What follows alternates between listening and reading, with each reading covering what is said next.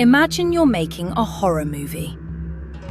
Not in a studio, not on a fake set, but inside a real abandoned palace high in the mountains of Cambodia, surrounded by fog so thick it can swallow an entire building in seconds. The script is about soldiers entering a cursed place, searching for missing men who may no longer be alive. The walls are cracked. The windows are broken. The hallways smell damp. And somewhere inside the building, someone has written a warning: do not sleep here. At first, the crew laughs it off. Perfect atmosphere, they think. Perfect location. Perfect horror. Then the cameras stop working. The fog begins moving like it has a mind of its own. People see shadows in buildings that are supposed to be empty. Crew members wake up, unable to move. Tonight, we're going to Cambodia to talk about the terrifying stories behind the filming of the Korean horror movie, Point. Welcome to the podcast, You Can't Unhear. In 2004, South Korea released a psychological war horror film called Point. The story is set during the Vietnam War and follows a group of South Korean soldiers sent to find missing comrades in a remote location known as Romeo Point. The mission begins like a military operation, but slowly, the soldiers realize the place they're searching isn't just dangerous, it's wrong. The dead don't stay where they should. The missing may not be missing anymore.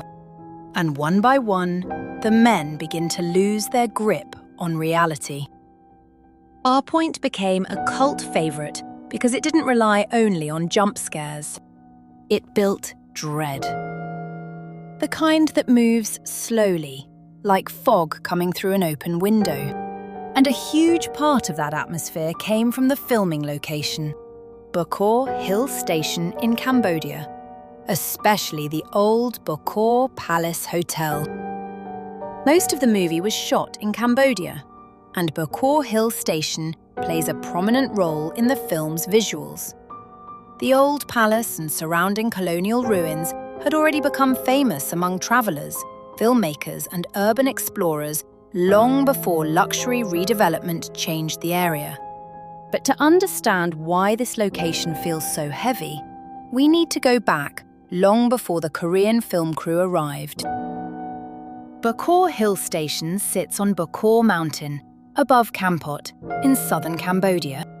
The French built it during the colonial era as a cool mountain retreat, a place where European officials and elites could escape the heat of the lowlands.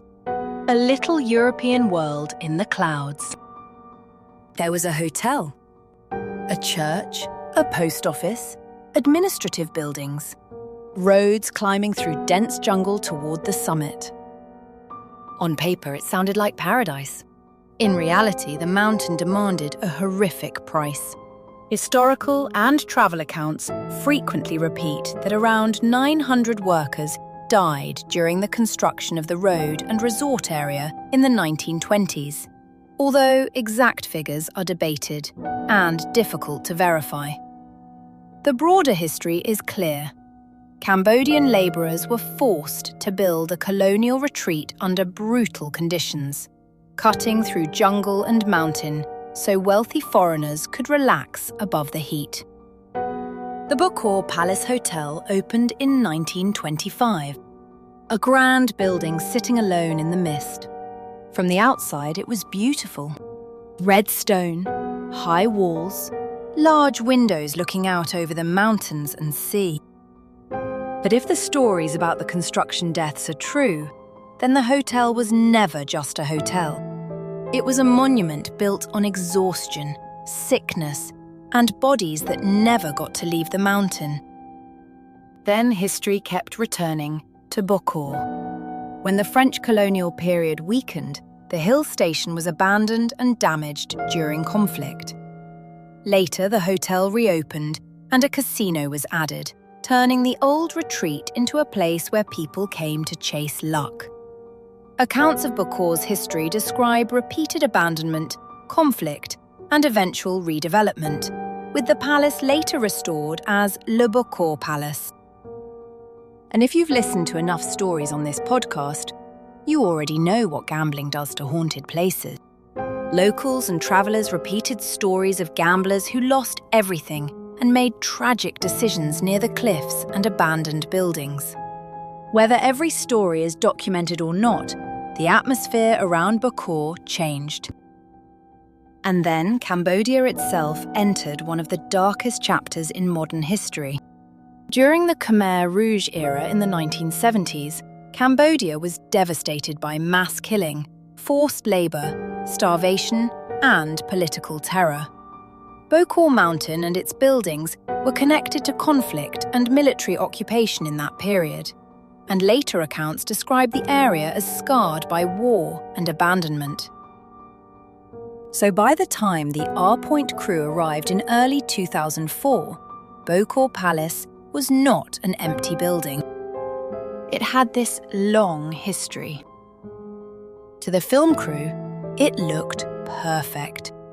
To some locals, it was a place to avoid. According to production stories and local legend, the crew was warned that the area had a reputation, that people shouldn't stay there overnight, that some parts were better left alone. And inside the building, there was reportedly a message on the wall: "Do not sleep here." Now, if you're making a horror movie, a warning like that probably doesn't make you leave. It makes you pull out a camera. The crew climbed the mountain through thick fog. Then the building appeared. A 3-story red stone palace emerging from the mist, like something that had been waiting for them. The crew loved it. This was exactly what the movie needed. A place that already looked cursed before anyone turned on a camera. But the production had already been strange before the first day of shooting. The original director reportedly left the project only about a month before filming, and Kong Soo Chang was brought in with very little time to prepare. The location was powerful but unsettling. According to one production story, when the building's blueprints were shown to an architecture expert, the response was basically that the structure looked like it had been designed by someone unstable. Corridors didn't feel intuitive. Rooms connected in strange ways. The building seemed to resist being understood. And if you've ever been in a place like that, you know how quickly architecture can become psychological. A wrong hallway. A staircase that doesn't take you where it should. A window in a room where there shouldn't be a window. Suddenly, you're not just walking through a building. The building is walking you. Before filming began, the Korean crew performed a traditional ritual called gosa. In Korean film culture, gosa is commonly performed before production starts, asking for safety, success, and protection during filming. There were offerings, incense, prayers. On one level, it was routine. Many productions do it. But in this case, standing in front of Bokor Palace, the ritual felt different. Less like tradition, more like an apology. Then, filming began, and almost immediately strange things happened. Director Kong Soo Chang later described how the fog behaved in ways that unsettled the crew. The palace could be clearly visible one moment, then completely swallowed the second they tried to film it. The fog would roll in thick around the building, while nearby areas remained bright. Maybe it was mountain weather, but to a crew trying to capture an image, it felt like the building didn't want to be recorded, as if it understood what the cameras were there to do. Then a crew member claimed someone had passed him. He turned. Nobody. But when he rolled up his sleeve, there was a long red scratch running along his arm. No clear explanation. No one beside him. Just a mark on his skin. During rehearsal, one of the actors pointed toward a broken window and said someone was watching from inside. A man with pitch-black face, protruding cheekbones, standing behind the glass. Everyone turned toward the window. Nothing. Only fog. There were also reports of strange sounds moving through the building. Wind seemed to rise from the basement and travel upward through the walls. Not around the building, inside it. Like something was breathing through the structure. At night, back at their lodging, the crew continued having problems. Lights flickered. Doors rattled. Some said they felt a crushing heaviness in the room, as if the air had become too thick to inhale. Others experienced sleep paralysis. And sleep paralysis is one of those things that becomes much scarier when everyone around you starts having it too. One person can explain it away. But when several people wake up unable to move, all during the same shoot, after spending the day inside the same building, it becomes harder to laugh off. Actor Oh Tae-kyung later spoke about eerie experiences during the shoot, including shadows seen inside structures when no tourists were supposed to be there, and a high frequency of sleep paralysis among the crew. The cinematographer reportedly wrote something chilling in his notebook after the first day. Nothing appeared on the camera, but I'm certain someone else is here with us. That sentence to me is one of the scariest things connected to the R-Point curse. Because film crews understand what is and isn't on camera. So when a cinematographer says nothing appeared on camera, but someone else was there, that isn't ignorance. That's experience meeting something it couldn't label. On the second morning, the crew looked exhausted. Most of them hadn't slept properly. People were quiet. Not tired in a normal way, more like everyone had privately seen something they didn't want to describe. Later, some realized they had shared similar dreams. A child crying, a shadow watching through a crack in the door. Equipment began malfunctioning. Devices that had worked perfectly the previous day refused to turn on. One lighting director inspected an outlet and reportedly found it blackened inside, almost as if it had burned from within. Then one of the coordinators disappeared. She had gone out for a smoke, but she didn't come back. At first, people assumed she was nearby. Then minutes passed. Then more. The crew began searching the palace. And during that search, they realized how confusing the building truly was. And in some areas, once you entered, it became difficult to exit through the same doorway. They found the missing coordinator about an hour later. She was inside a small room on the opposite side of the building. Her voice was shaking. She said the place was strange. She had entered one room, but when she came out, there were two. Then she said someone had been calling her name from under the stairs. That night, strange stains reportedly appeared on the walls of the crew's lodging. At first, they looked like watermarks. By morning, some people said they had turned red. A local guide allegedly looked at the wall and said, "That is not moss. It is the resentment of those who died here." And after that, filming became harder. Shots had to be stopped for reasons no one could explain. Audio recordings filled with static. Cameras ran, but footage disappeared or failed. Actors became physically and mentally drained.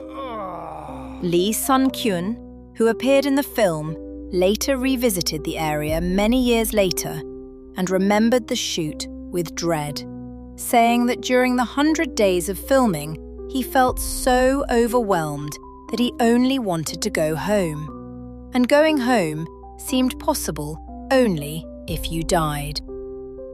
That line is devastating.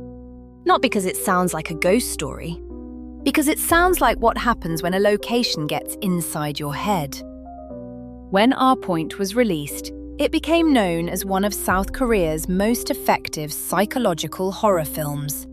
But after the film came out, rumors followed. Some people in the Korean film industry began talking about a curse. Misfortune allegedly followed certain crew members after filming ended.